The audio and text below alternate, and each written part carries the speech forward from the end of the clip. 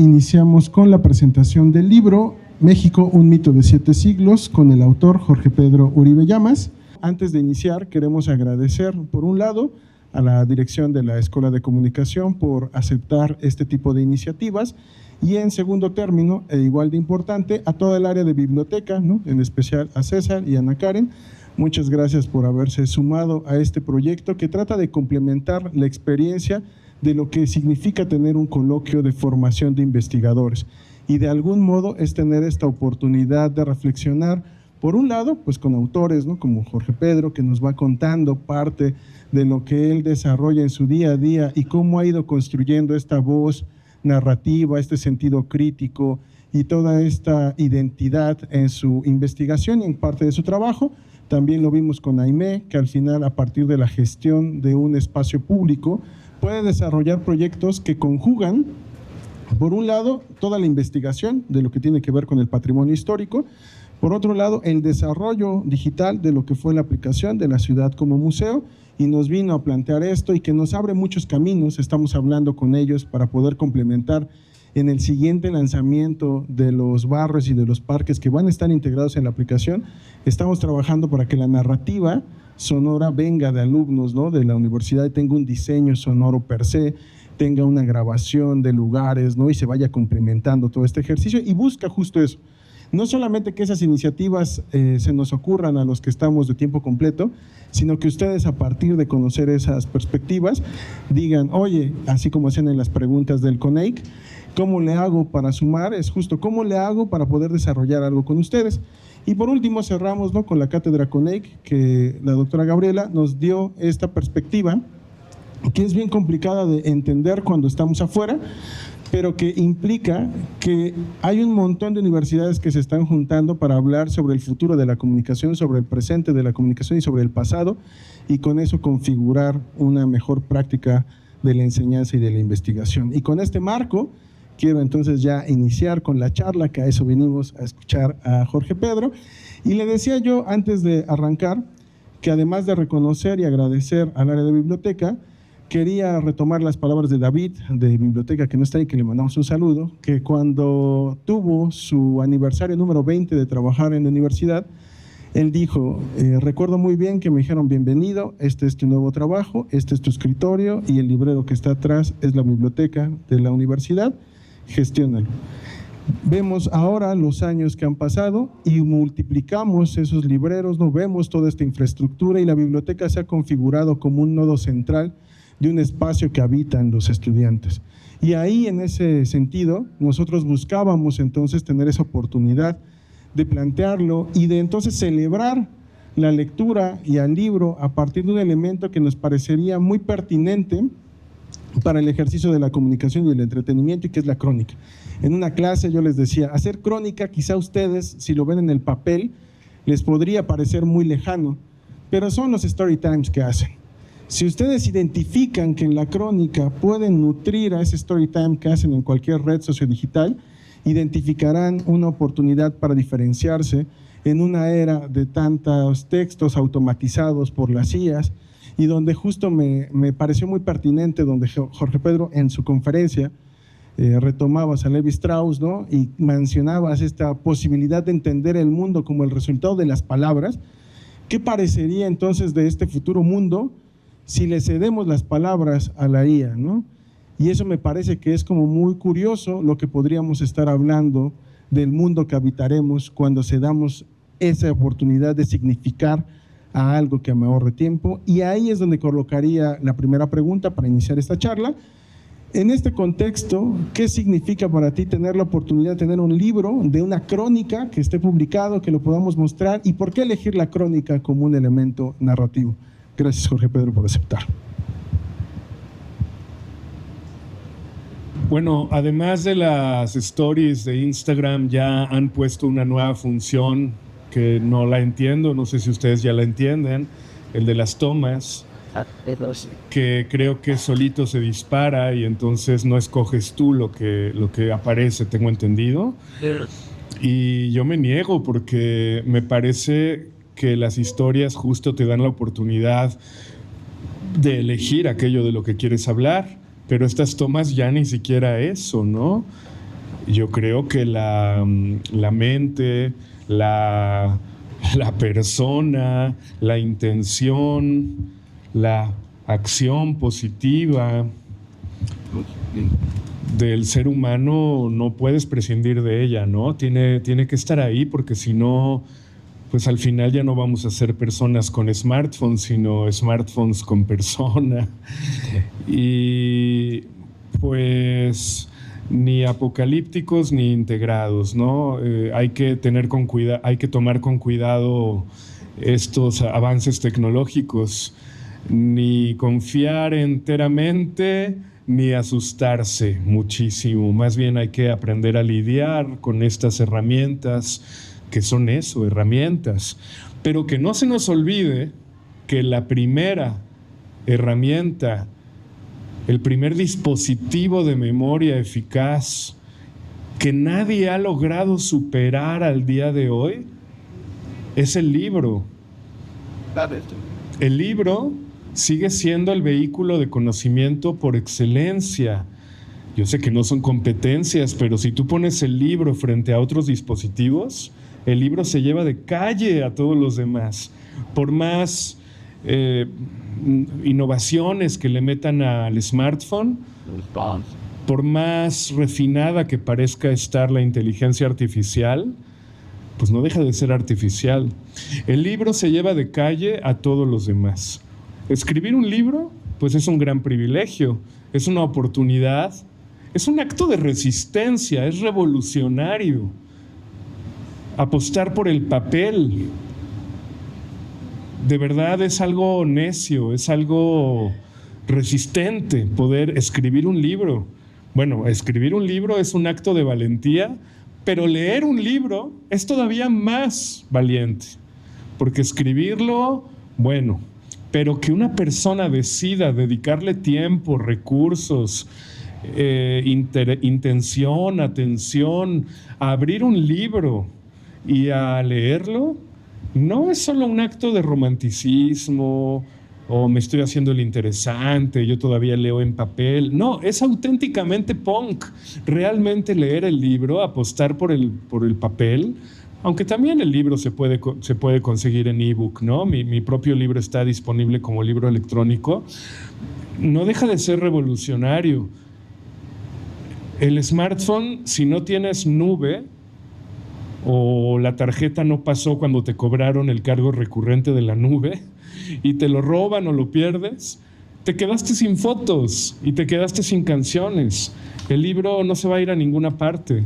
Ahí está el libro, las bibliotecas. Parece que lo electrónico es más perdurable, pero yo estoy convencido de que el libro en papel sigue siendo más perdurable y está muy difícil que algún otro dispositivo lo alcance.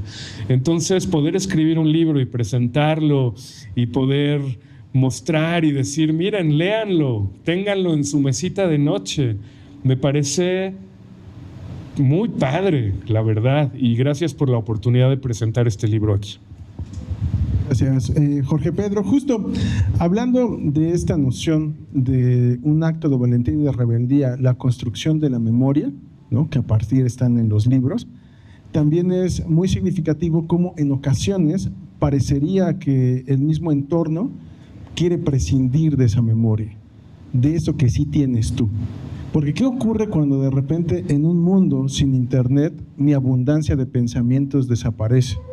Porque a lo mejor no había ese elemento detonador en cada uno, ¿no? O sea, en ese sentido me parece siempre bien importante y observar con mucha perspectiva crítica cómo de repente el contexto tanto de la transformación laboral y de todas estas tendencias de la misma atención buscan que prescindamos de la memoria, ¿no? Incluso les dicen a los docentes, ¿no?, la memoria es el peor aprendizaje que podemos tener, busca elementos más activos.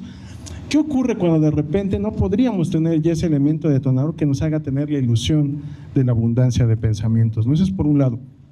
Y en el segundo tema, que justo viene en el ejercicio de la crónica, una de las frases que más he encontrado que mencionas y que refieres de otro autor es criticar es mucho más sencillo y natural que describir, que se convierte en un acto mucho más complicado. Porque describir significa entonces pausar, sentir la temperatura, describir los colores e incluso preguntarnos qué estoy sintiendo. En ese sentido, ¿no? Y justo para entrar en este tema y para los que también vieron tu conferencia, ¿cómo decides tomar la perspectiva que en este libro lo que busca al inicio, porque no es el motivo de todo el libro, indagar en esa historia que no nos han contado y por qué preguntarnos en el México, por qué solamente pensar en la imagen que mencionas, ¿no? Del nopal, el águila y la serpiente? Y entonces, ¿dónde surge querer indagar más allá, descubrir estos datos de todo lo que fueran los últimos días de la conquista, incluso cuestionarte, ¿no? Mencionas a los autores del 1900 y luego te vas a otros autores e incluso dices, solo le dedicaron una página, ¿no? ¿Qué te motivó entonces a tener esta búsqueda de este mito del México? La búsqueda, la investigación, ese término investigación puede sonar árido. Un investigador está en su cubículo aburriéndose. No, nada más alejado de la realidad. Investigar, emprender pesquisas, salir en búsqueda de historias, dedicarte a la investigación, es muy sexy, puede ser muy gozoso. Y cuando el objetivo de tu búsqueda es lo cotidiano, pues se vuelve todavía más emocionante. Porque uno puede investigar los grandes acontecimientos históricos, la historia de bronce, los políticos, las fechas, los presidentes, pero también puedes dedicarte a resguardar la memoria de tu colonia, de tu barrio, de la historia familiar, lo que te cuentan tus abuelos. Esa memoria siento que no está tan atendida y yo creo que esa memoria no podemos darnos el lujo de dejarla escapar. Hay que pensar en el futuro. Parece que no hay futuro, porque los jóvenes luego repiten mucho eso, ¿no? Es que el futuro está muy negro, no, somos una generación sin futuro. No, sí hay futuro, desde luego que hay futuro. Parece que no, pero hay futuro, hay un gran futuro. Hay nuevas generaciones, hijos, nietos, hay que pensar en ellos. Ellos, en el año 2120, van a decir, ¿y cómo era Puebla cuando la náhuac todavía era nuevecita universidad? ¿Cómo era Puebla cuando existía ese restaurante? Hoy me hablaban de las tortas girofle. No, pues ya no existe esa tortería. ¿Cómo era, no? Y van a querer saber. Y no van a encontrar puros datos de presidentes y de partidos políticos y de guerras y de los grandes acontecimientos noticiosos. Pero no va a haber sobreabundancia de datos sobre cómo era la vida en la taquería, en la cantina, en el barrio, cómo era una fiesta sonidera, cómo era la forma de vestir de la gente, cuánto costaba un refresco, a qué restaurantes iban los poblanos en 2025. Hoy mismo, si buscas esa información, hay muy poca, muy poca.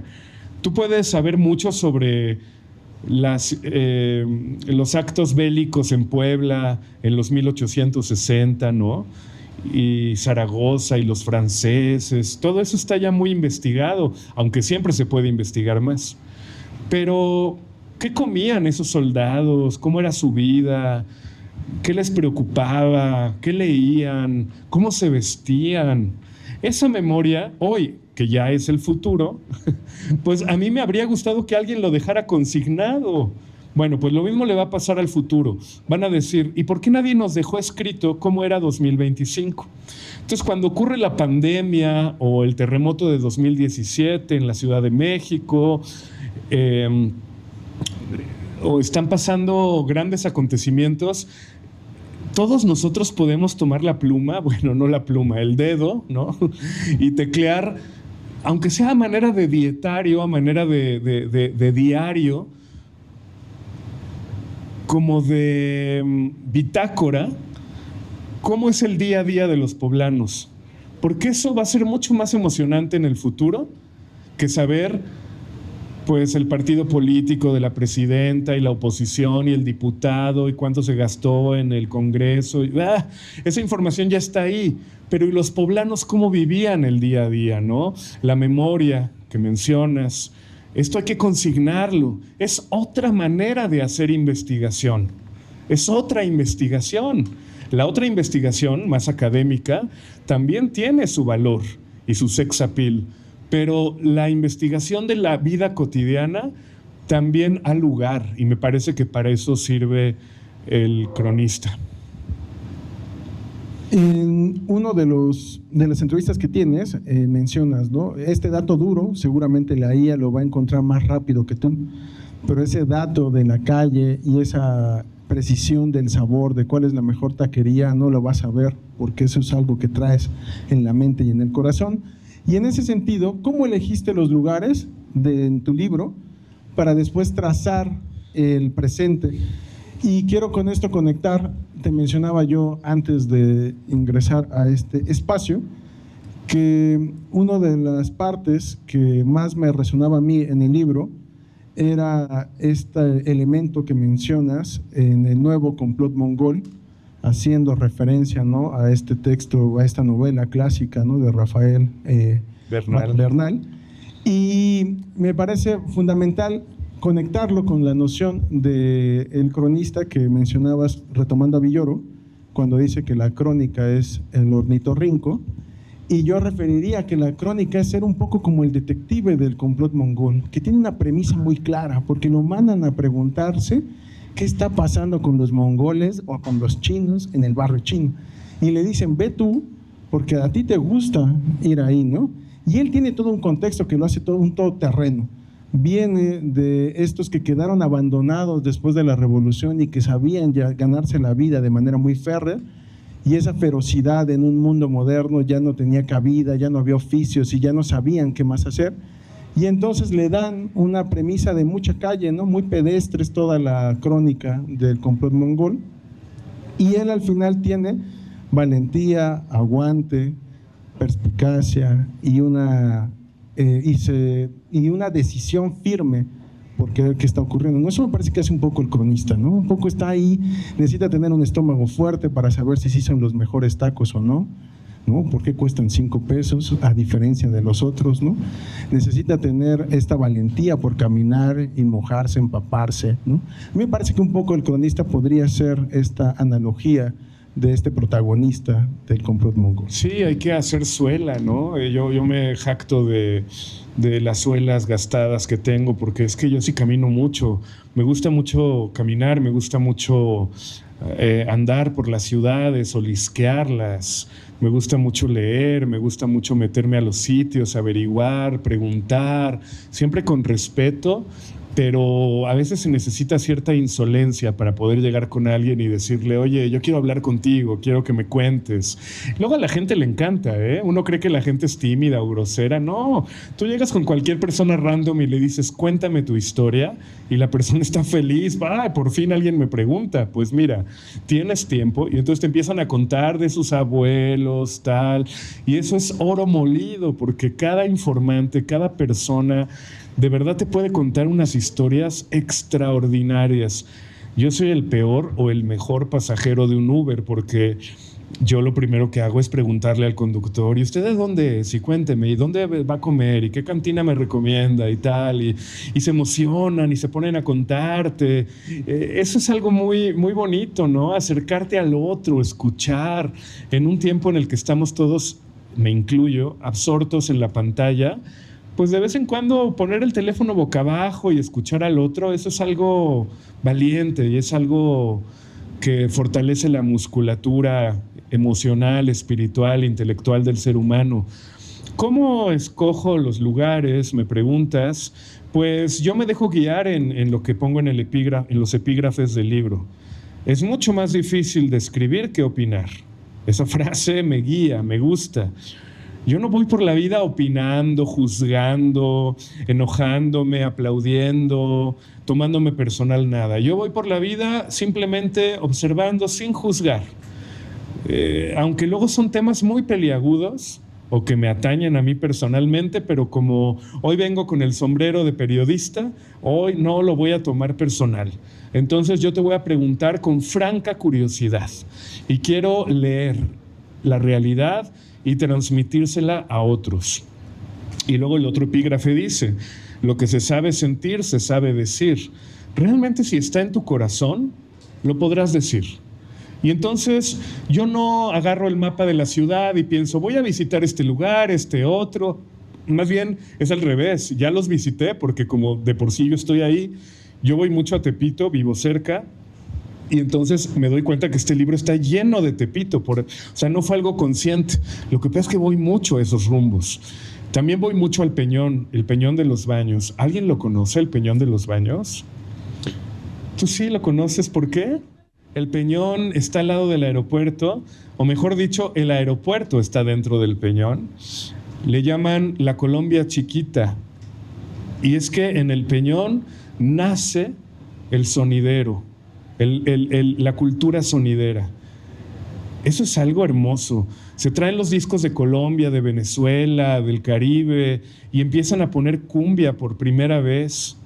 En 1970 y algo, los chilangos escuchamos la cumbia por primera vez y empezamos a bailar como Dios nos dio a entender, como rock and roll, porque era como nos habían enseñado que se bailaban los ritmos extranjeros. Entonces tú pones a un colombiano en el Peñón, una fiesta sonidera, y se infarta. ¿Por qué están bailando la cumbia así? Así no se baila la cumbia. Bueno, pues así la bailamos en México. Así, como si fuera un rock and roll rápido. Ya lo hicimos propio, ¿no? No sé cómo bailen la cumbia en Puebla. No sé si aquí tengan más como la cumbia rebajada o el huepa. Es que en cada parte del país la cumbia se vive diferente. Pero en el Peñoncito, en el Peñón de los Baños, que es un pueblo originario, ahí nació una forma de hacer el sonidero. Yo voy mucho al Peñón, entonces es natural que yo le dedique una crónica al Peñón de los Baños. No lo escogí así. Lo que pasa es que como yo voy tanto al Peñón, tarde o temprano iba a escribir sobre el Peñón. Y estaba yo en una fiesta sonidera en el cumpleaños de Sonido Ecos, y yo estaba alucinado viendo todas las luces, la gente, la forma de bailar, la ropa, los olores, las pantallas, el sonido. Yo pensaba, ¿cómo poner en palabras esto? Va a estar muy difícil, porque esto no se puede poner en palabras. Pero yo soy un cronista, tengo que poder. Y entonces llegué a mi casa y lo escribí todo de corrido, sin comas, sin puntos, sin signos ortográficos. Porque así se vive la fiesta sonidera. La ciudad solo existe en términos administrativos. Lo que uno ve en la calle son altépetl bien organizados, autosuficientes, con rasgos de identidad simultáneos, toltecas, mexicas, guadalupanos, priistas, gringos, todo a la vez como en capas. El Tepetzinco no es barrio ni colonia, tampoco pueblo, es un altépetl con sus barrios y familias y tradiciones muy propias, mestizas, colombianas, jamaiquinas. El sound system de la Ciudad de México se arraiga mucho en el sistema de Jamaica, por los bajos, por la forma de construir sus propios bajos de sonido para poder proyectar la música. Esto me lo explica Sonido Casio, amigo de Ecos, que es Fausto, que es hijo, que es nieto, que acaba de cumplir 30 y cacho este 2024. Por eso estoy en el Carmen, en la calle La Paz, a unos pasos de la tienda de discos. Al Peñón le dicen la Colombia Chiquita. En una plaza un señor me cuenta que él llegó a cazar patos silvestres en la laguna. Tiene toda la vida junto al aeropuerto, a tiro de piedra de los baños medicinales, a donde me gusta venir cada enero, pero ahora hay muchas bandas, mucho drogadicto, y ahí vienen los problemas. Esto me lo dice él, tiene 77. En el cumpleaños de Fausto hay ancianos y niños, más que nada jóvenes, con gorra, mucho smartphone y caguama y papas locas. Los tacos se llaman rock and roll, pechuga asada, Ecos, chuleta, Alan La Voz, alambre, centauro, enchilada, fleximanía, bistec, maracaná, aguja norteña, la changa, rachera, la conga, costilla, sonorámico. Y si eres sonidero y cumples años, con credencial de lector te invitamos una orden.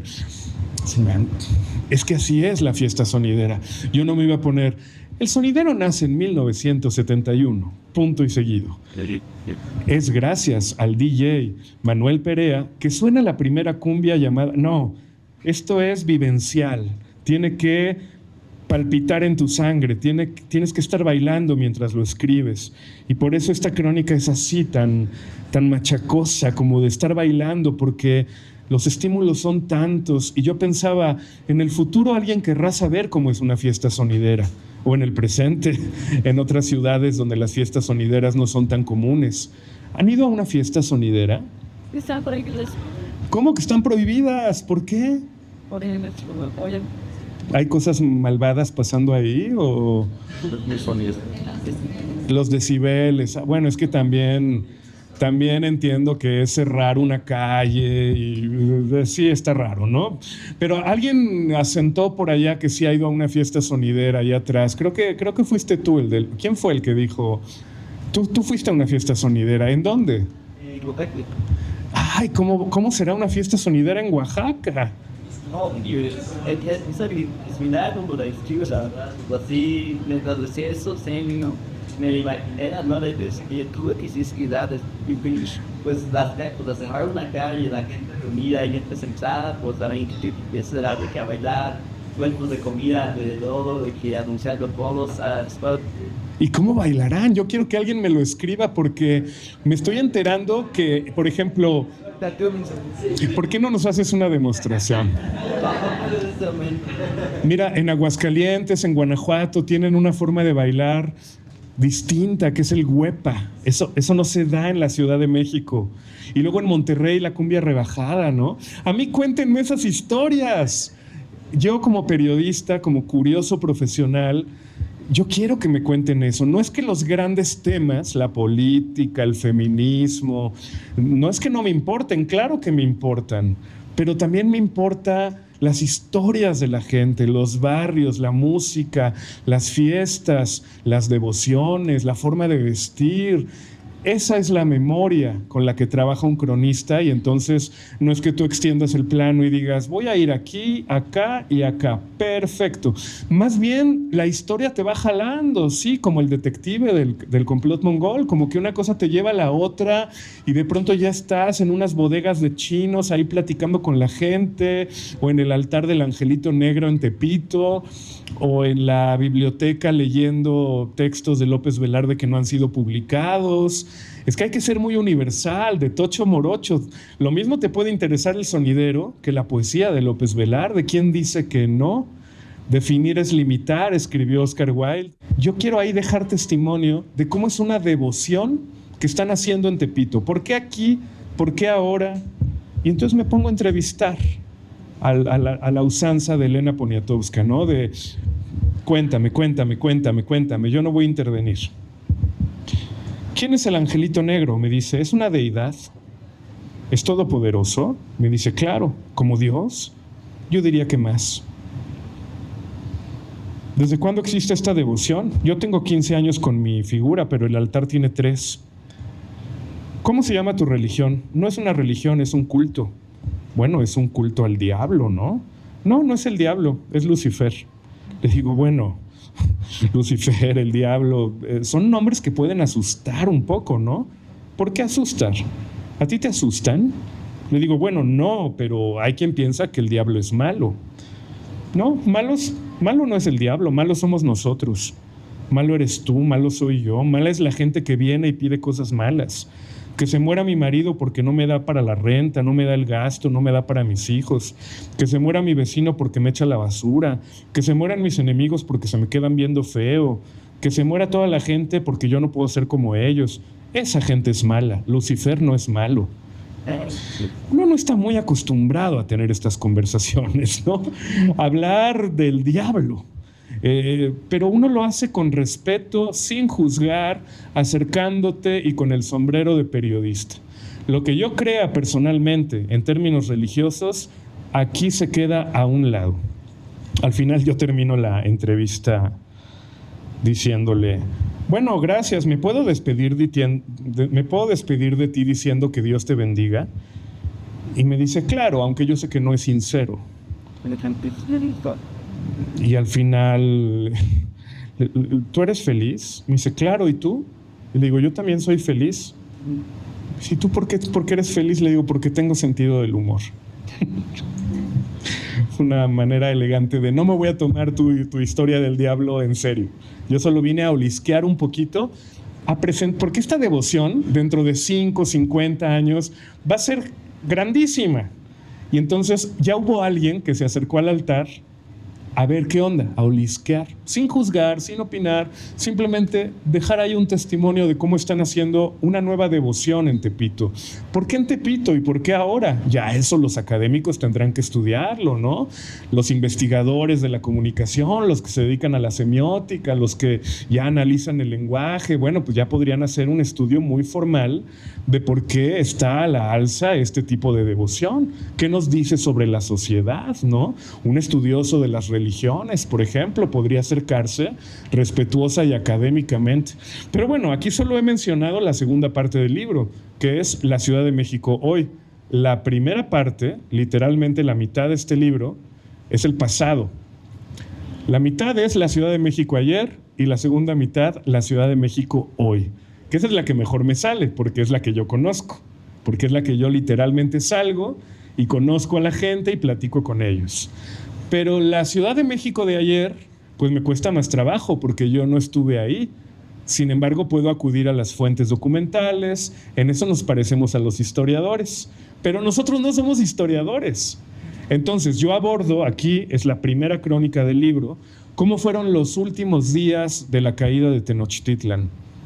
Y entonces me pongo a revisar un montón de fuentes, pero no solo Bernal Díaz del Castillo, Hernán Cortés, no, me fui con el último cronista, así el menos famoso, a ver exactamente qué pasó. Yo lo que quiero es chisme.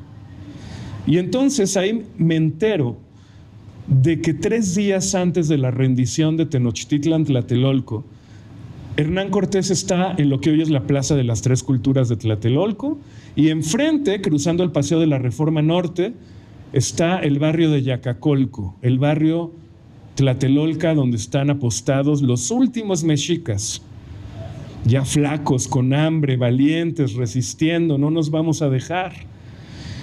Y entonces llegan unos y le dicen a Hernán Cortés, ¿qué onda? No, pues tráeme a tu jefe, tráeme a Cuauhtémoc porque quiero hablar con él.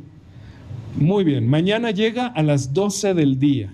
Hernán Cortés se emociona, manda poner un dosel, un escenario, así como esto, una mesa, unas botellas de agua, unos micrófonos.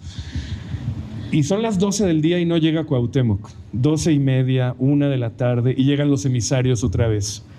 Que dice que no va a venir, que porque se siente mal. Bueno, pero que mañana viene a las 12. Otra vez no llegó. Y llegan los emisarios. Que se le olvidó, pero que ahora sí ya llega mañana. O sea, ¿qué onda con los mexicas dejando plantado a Hernán Cortés? ¿No? Lo hacen por fastidiar, para ganar tiempo, para burlarse del invasor. Total que una tercera vez llega Hernán Cortés y otra vez no llega Cuauhtémoc. Y entonces Hernán Cortés dice, ahora sí no lo voy a tolerar, vamos a atacar la ciudad. Me dejaron plantado 3 veces. Se enfurece tanto que decide tomar las armas. Si no lo hubieran dejado plantado, ¿qué habría hecho Hernán Cortés? Ay, me encanta enterarme de estos chismecillos. Finalmente llegan con Cuauhtémoc en una barca. Eso lo sabemos por los cronistas, no por los historiadores. Y García Holguín lo ve y dice, ahí está el rey de México. Los circundan y ya desde ahí la sucia política, ¿no? Llega García Holguín y lo apresa. Pero llega Gonzalo de Sandoval, primo de Cortés, que era el jefe de García Holguín, y dice, no, me corresponde a mí llevarlo ante Cortés porque yo soy tu jefe. Ah, pero yo lo capturé. Bueno, ahí discuten y al final lo llevan entre los dos. Y lo primero que dice Cuauhtémoc es, imagínense lo caballero que era. Bueno, según el cronista, habrá que ver si era verdad. Esto ya no es historia, esto ya es mito, esto ya es otra capa del conocimiento. Le dice, no toquen a las mujeres ni a los niños, no se lleven las cosas y no me maten, que yo soy el rey de México. Y los españoles, ¡uy, jolines! No nos esperábamos no te preocupes. Lo agarran y lo llevan frente a Hernán Cortés. Esto ocurre en el cruce de Tenochtitlan y Constancia en Tepito, donde hoy está la iglesia de la Conchita. Lo llevan a la esquina de Santa Lucía y Constancia, donde hay unos cigüeñales El Pareja actualmente, y ahí está Hernán Cortés esperando a Cuauhtémoc. Lo presentan frente a Cortés y Cuauhtémoc, elegante como era, le dice, con ese náhuatl elegante con el que hablaban los gobernantes: toma ese puñal que tienes en el cinto y mátame luego con él, pues no supe defender a mi pueblo. ¡Ay! Bernal Díaz del Castillo escribe, pero luego lo tacha en el original, que Hernán Cortés se acerca y le agarra los cabellos. Es ya como medio homoerótico aquí ya, ¿no? Así como que le hace... No, no es cierto. Le dice, no te preocupes, no te voy a matar. Yo solo quería pactar contigo que tú vas a gobernar Tlatelolco y yo Tenochtitlan. Pero me vas a dar a tu esposa, a tu hija, para que se case con Pedro de Alvarado, con no sé qué. O sea, todo eso, no tenemos la grabación, no tenemos el video, no está el reel, nadie estuvo ahí, pero tenemos la crónica de Bernal Díaz del Castillo, que quién sabe si le podemos creer, ¿verdad? Históricamente, tenemos nuestras reservas, pero documentalmente ahí está. Y eso es precioso. Descubrir que al día siguiente, 14 de agosto de 1521, lo primero que hacen, imagínense ustedes, acaban de tomar la capital de los mexicas, la ciudad doble, Tenochtitlan, Tlatelolco, más poderosa de Mesoamérica. Bueno, dejando a un lado Cholula, que era la ciudad sagrada, ¿no? Y se van a Coyoacán. Y lo primero que hacen los españoles y sus aliados tlaxcaltecas, adivinen qué es. ¿Qué habrían hecho ustedes al día siguiente? Pues una fiesta, obviamente. Van al Oxxo, se compran unos vasos de esos rojos de plástico, unos refrescos de toronja. Vamos a hacer una fiesta. Manden traer cerdos de Veracruz, vino. Y hacen una guarapeta que Bernal lo pone en su crónica. Las mujeres se subieron a bailar en las mesas. Los hombres se disfrazaban, se pusieron súper mal. Al día siguiente, Bartolomé de Olmedo, el fraile mercedario que iba con ellos, los pone a hacer una procesión para que se arrepientan.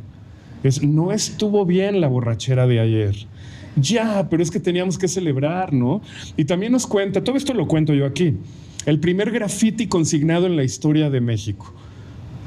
Los conquistadores empiezan a contar sus honorarios y dicen, ay, pues 20 pesos, 50 centavos y un cotonete, ¿no?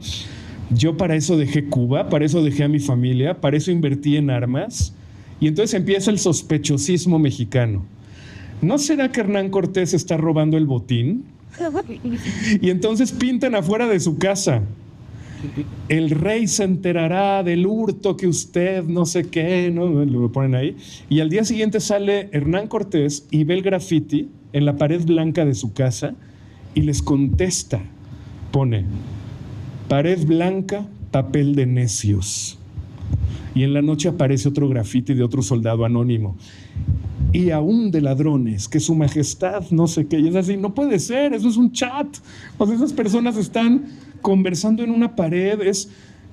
Esas cosas son sabrosas. No es que la historia oficial de bronce, las fechas, no lo sea. También es deliciosa la historia. Pero este chismecito carnosito que hay ahí, que cuentan los cronistas, por ejemplo, cuando llega la esposa de Hernán Cortés que viene de Cuba y dice, ya llegó la gran señora, ahora sí, y se encuentra con que Hernán Cortés ya estaba rejuntado con la Malinche, y Hernán Cortés pues mata a su esposa esa misma noche ahorcándola. O sea, eso es una telenovela. Se nos olvida que los hombres de la historia son igual que nosotros, gente con pasiones, gente que se equivoca, gente con defectos, con virtudes. Y eso la crónica te permite acercarte a esa dimensión humana de los personajes históricos. Nosotros somos como hermanitos de la historia, o hijastros de la historia, o padrinos de la historia. Algo tenemos que ver con la historia, pero lo nuestro está más relacionado con el periodismo, con el color, con el adjetivo. Termino diciendo, La definición arquetípica de crónica, según Carlos Monsiváis, es reconstrucción literaria,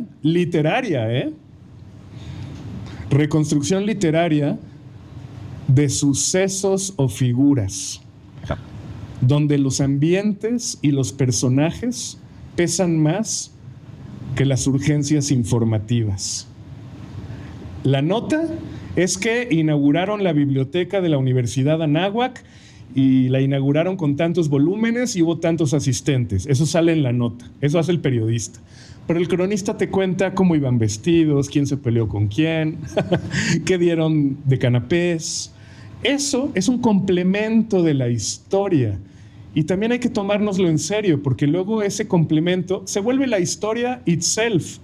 Entonces, historia y crónica pues son disciplinas hermanadas. Y es muy bonito que nosotros podamos tener acceso a lo académico, a la investigación, al trabajo de estudio de Adebis, pero también a la parte periodística, colorida, que también es muy seria y que juntos pueden reconstruir literariamente la realidad.